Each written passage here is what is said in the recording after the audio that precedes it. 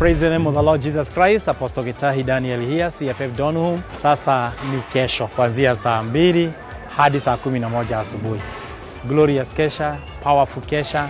Kesha ambayo kila mtu ambaye mahali ulipo kama ungeweza kufika usikose. Nimewaalika kutoka ndani ya Kenya hata nje ya Kenya, karibuni. Na wale watakuja in person, you are most welcome. Wale watakuja via online, social media, YouTube, Facebook, karibuni sana katika usiku wa kesho.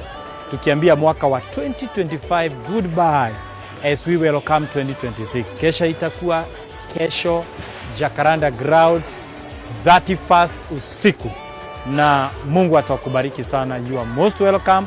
Kuja na karatasi 2, make sure na kukumbusha.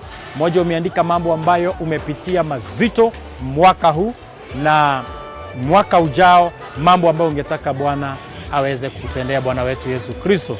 Nitawaelekeza, nitawaongoza jinsi tutakavyofanya. Kama vile unaona saa hii tent inawekwa, there are a lot of activities inaendelea, lakini ikifika jioni 31st saa 3 tutakuwa kila kitu kiko tayari, ready to usher in mwaka wa 2026, tukimfanyia Bwana ibada, tukikaribisha mwaka ukiwa na Kristo Yesu. God bless you.